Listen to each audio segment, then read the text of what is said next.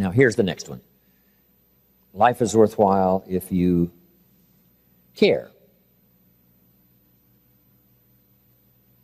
It's worthwhile if you learn, it's worthwhile if you try, it's worthwhile if you stay, and it's worthwhile if you care. And I wrote this little phrase that I gave in these talks to service clubs. Here's what I said. If you care at all, you'll get some results.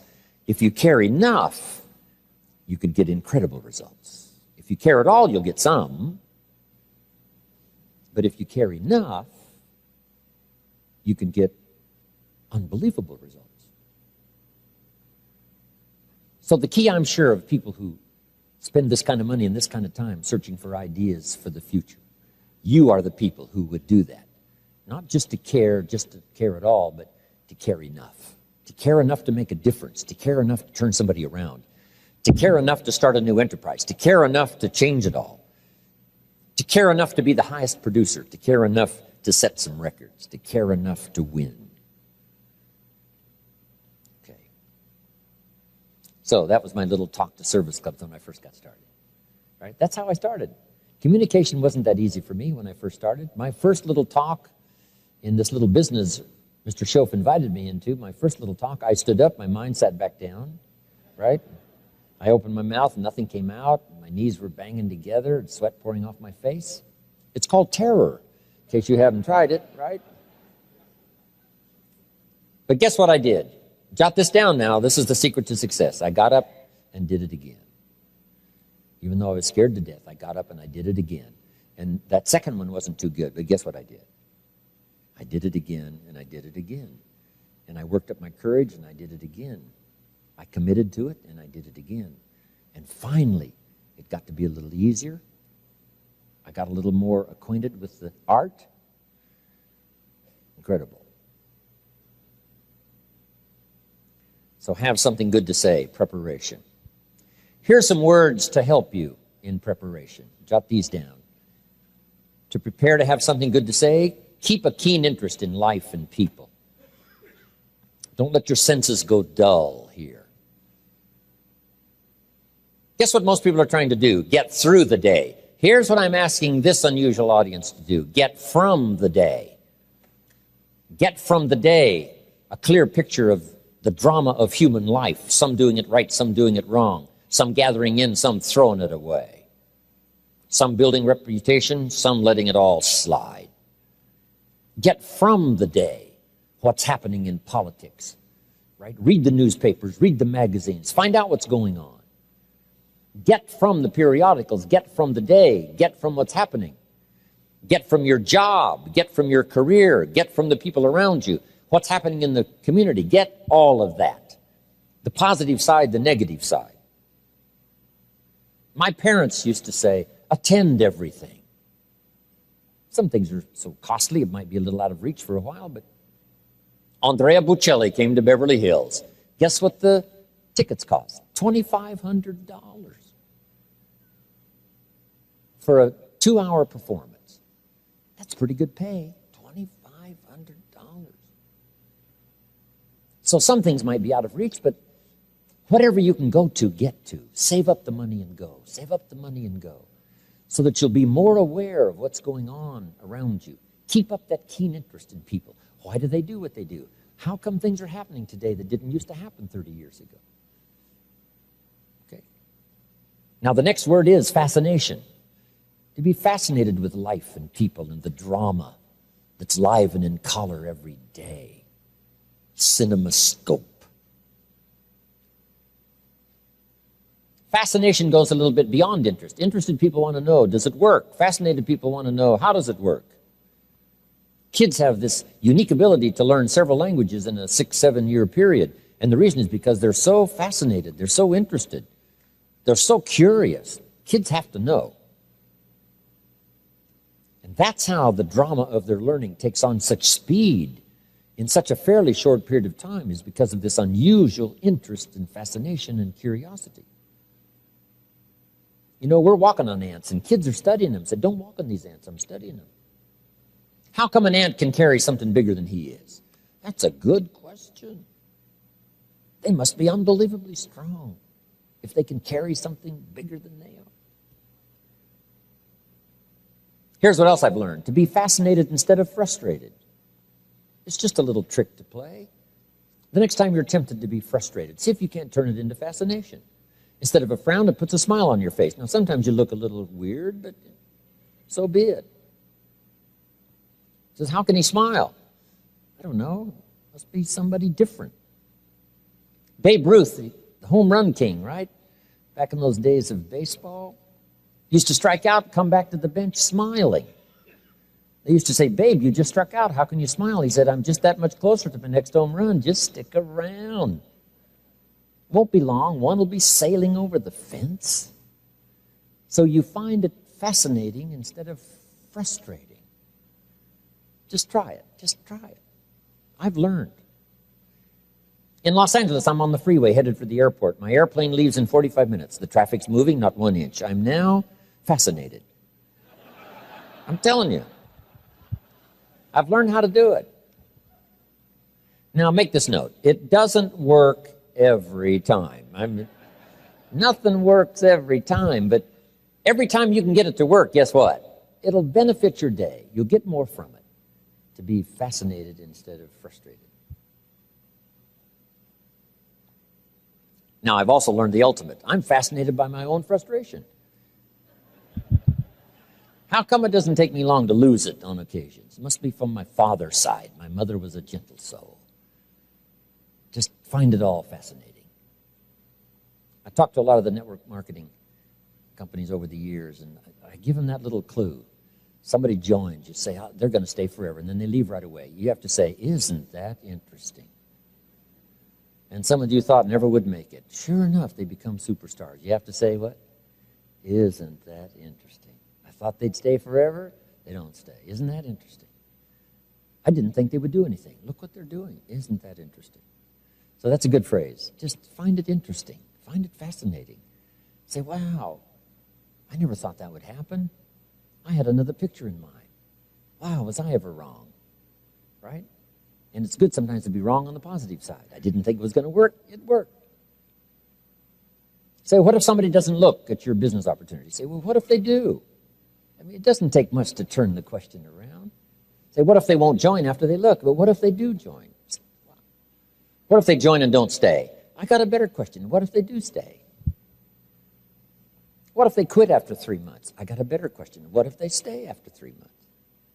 So sometimes little tricks here that you can play just to give yourself a different look, because somebody could either stay or leave, and wouldn't it be better to assume that they would stay, and then if they leave, say, isn't that interesting? I've learned to do that with myself.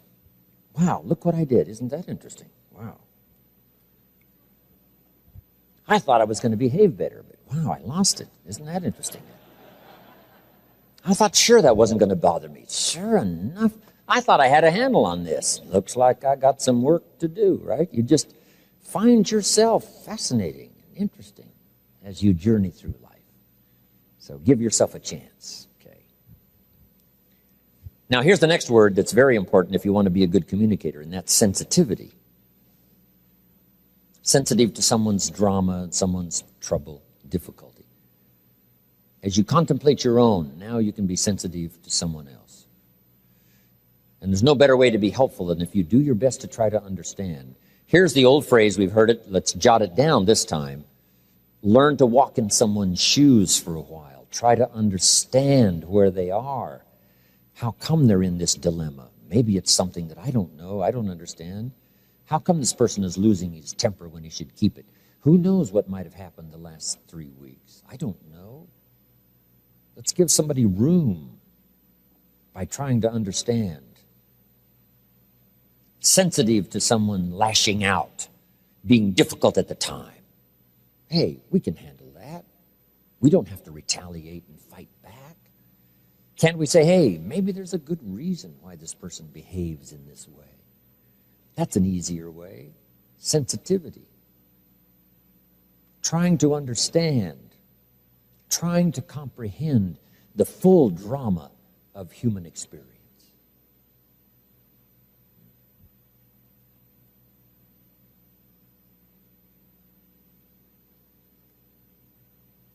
Trying to understand the necessity of war. We've been through quite a century, the 20th century, a bloody century. We're all hoping that the 21st century will not have such tragedy as World War II, World War I, Korean War, Vietnam War, and the century before, the Civil War. Surely we've had enough of war. Surely we can settle things by reasoning together rather than resorting to conflict. But being sensitive to someone else's point of view, being sensitive to someone else's, the reason they think like they think, the reason they do what they do. Let's see if we can't get behind the scene and try to figure that out.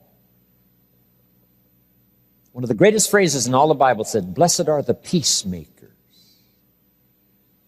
Guess what a peacemaker is? Someone that we hope is around when the conflict could be resolved. Someone who understands both sides and brings them together. Say, I know you've got some animosity and I know you've got some, but now that you've fought and that's not going to settle it. Couldn't we get together and reason this whole thing out? So in times of conflict, we look for a peacemaker.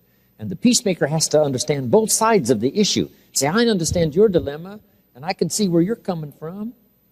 And I can understand why you would say what you said back then, and you said what you said, but hey, isn't there a better way? Couldn't we find a better way to settle it all? And that's what we're looking for. Parents have to learn to be peacemakers when there's two sides to the issue. And maybe neither one is that far wrong, but to try to settle it. And in order to do that, we have to understand both sides. We have to understand the feelings on both sides. And that kind of sensitivity now gives us a wonderful opportunity to grow so that we can communicate and our words will be meaningful when the test comes and the drama comes and the time comes to step up and speak, or to sit down and speak, or to be quiet and speak, or to be loud and speak. Whatever that might call for, we'll be prepared if we do have a genuine understanding. How come in Northern Ireland the Protestants and the Catholics can't get along? I mean, why fight over religion? Someone says, well, mine's important. Well, sure. The other one says, hey, you don't know how important mine is. And we say, finally, look, even though we disagree, couldn't we agree to disagree, but not kill each other? But unless you really know the conflict and the depths of the conflict and the roots of the conflict and how far back it goes and the animosity on both sides, I'm telling you, it is real strategy to try to keep things in balance and keep the ship from sinking and try to resolve the conflict. But it calls on the greatest of communication. So jot this word down. It's a very important word in political circles, diplomacy. Diplomacy is having this sensitivity to the wider range of why people do what they do and why the conflict occurs, and then come up with an answer. Diplomacy. Big D, diplomacy. Not start another war, not start another conflict, but try to settle it to the best of your ability using the best art of diplomacy. Next,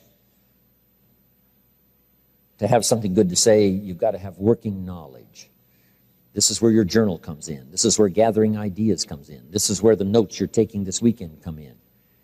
This is going to serve for you an incredibly good resource to go back, study, review, and pick up all these ideas that can be useful to you when you get ready to talk, when you get ready to speak, when you get ready to train, when you get ready to conduct a seminar, a lecture, or family council. You'll have something good to say. So don't be lazy in language. Don't be lazy in gathering up ideas. I know it's hard work, but it's work that pays off so immensely. So that's number one. To achieve good communication, have something good to say. Now we've got to move on. Here's number two. Now you've got to say it well.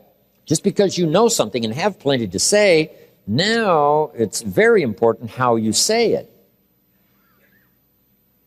Here's what we teach in sales. It's not so important what you say as how you say it, how you deliver the message. Key phrase, the manner in which you talk about the matter. Sometimes it's the manner that wins the day. Not just the matter, but the manner.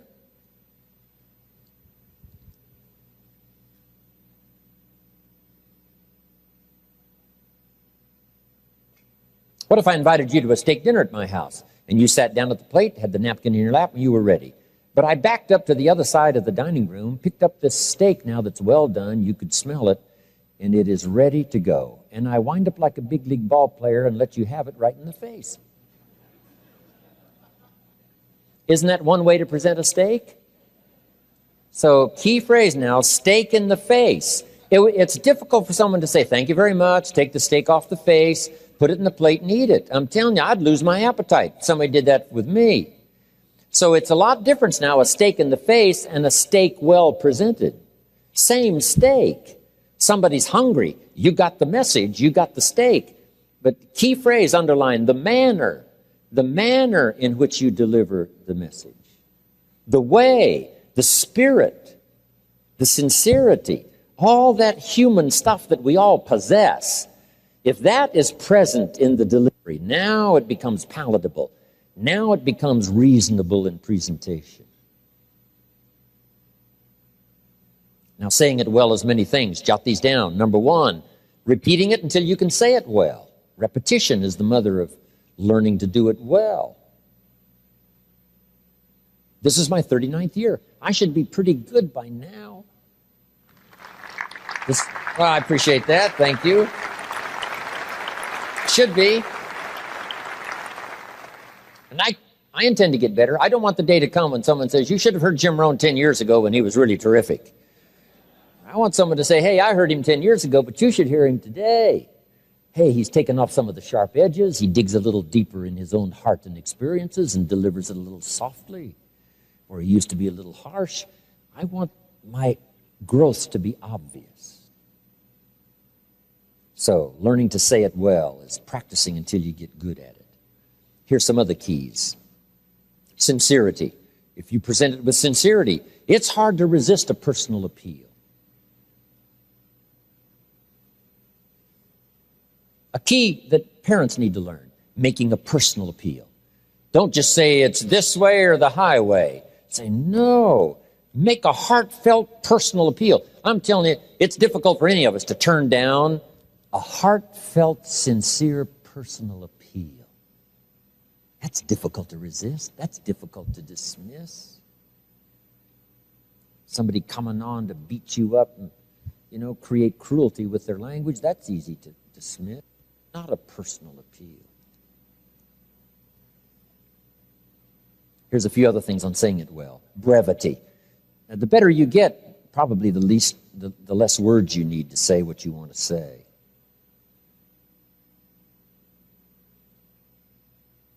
We learn to be brief in presenting an idea. If it takes 2 hours to present one simple little idea, that's too long. You got to learn to use what we call the economy of words. Say it in a sentence. Say it in a couple of sentences. Say it with a couple of illustrations and move on. Brevity. Jesus was powerful, but he was brief.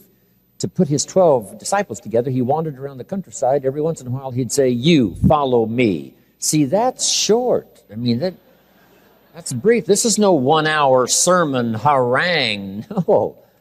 A simple invitation, you, follow me. And I guess his magnetism was so unbelievable. His persona was so unique, and probably his reputation that preceded him was so great, he didn't have to say much. So jot this down. If the person you are is so unique, you probably don't have to say very much.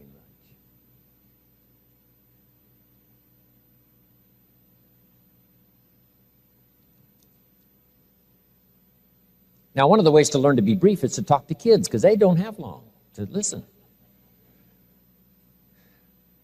You talk to kids for 30 seconds, and they say, how long is this going to take? I mean, they got games to play. They got places to go. I mean, they can't hang around for an hour and listen to some long discourse. So, brevity. Now, here's a couple of other things. Style. Try to develop your style. But here's one of the ways now to develop your style. Be a student of style. Some people that learn to speak up a little stronger. You say, hey, I need to learn to do that. Speak up a little stronger because I see how effective it is. Not just to be loud, but just to be a little stronger in your presentation. Maybe learn to express with your face, right? Open up your eyes and express a little more on the outside what's on the inside. Gestures might be helpful. Frank Sinatra was the master of phrasing and timing and lyrics and the passion that he put into his singing. But one of the artful things about Sinatra's presentation was always the gestures, right? His hand gestures as he gestured, which timed with the lyrics. The gestures as part of the lyrics became part of his style. Now, you don't want to just, let the gestures be the major thing everyone sees, but just to emphasize, right? If you've let your temper fly, wouldn't hurt to bang on the table. It's called exclamation point. Bam! When the time calls for it. Okay? Gestures, a little more of you into it. Now here's the next one. And Zig Ziglar talked a little bit about this, and that's vocabulary. You've got to have a good working vocabulary to be able to speak well. Some friends of mine took a survey among prisoners. They weren't looking for this. They had some rehabilitation program going. But here's what they found out. The more limited the vocabulary, the more tendency to poor behavior. Interesting. Here's why. Vocabulary is a way of seeing. What if you can't see very well? Imagine the mistakes you would make every day if you couldn't see very well. Not just seeing with your eyes, but seeing with your mind. What if you looked at everything a little distorted? Then you tried to make decisions during the day, where to go and what to do and what to restrain and what to let go. And if you made those mistakes every day, can you imagine how small a world you must have to live in by making such horrendous mistakes every day? And the reason why people make so many mistakes every day, especially sometimes in those early years, is because they can't see very well. What if you could only see the world through this little tiny hole? And somebody would describe the world as like this, and you say, no, the world is like this. You say, no, that's crazy. The world is like this. How come they think it's like this? It's because that's all they can see. They can't see expanded opportunity. They can't see the promise of the future. They can't see the hope for tomorrow. Their world is so small. Part of it is lack of exposure. Part of it is lack of association. But part of it is a limited vocabulary. Limited tools with which to see. Here's the next one. Limited tools with which to express. And if you can't express very well what's going on in your head, let alone your heart, you can imagine the mistakes you make. You can imagine the narrow, small world you live in. Finally, you only need a place 8 by 10 to live because your world is so small from lack of sight. So keep working on your vocabulary. Next, in saying it well, don't fail to say it because you need the practice.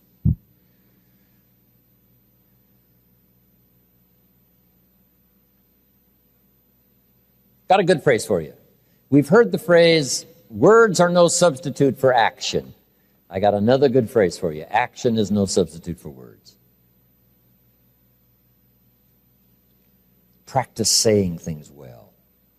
Men probably need a little more coaching on this than women. Women seem to be able to express better, say things better, more readily willing to talk about it. Men need a little more encouragement. Don't let some act do all your talking. It's okay to give someone flowers, but flowers have a limited vocabulary. About the best flowers can say is, you remembered. That's about it. Flowers don't say, nobody in this world affects me like you do. See, that you have to put in the little card along with the flowers. So did you make the note? Don't let flowers do all the talking. You've got to add the little card. Express something yourself. Long after the flowers are gone, the card will stay with what you've said. When I was married to Judy, she gave me this fabulous watch for my birthday. And the watch was fine, but the words on the back that said, my love for all time, your Judy. See that? Those words were more valuable than the watch. I've still got the watch. And what's valuable to me is not that I've kept the watch. What's valuable to me is that I've kept the words. Wow. So don't fail to say it. Practice.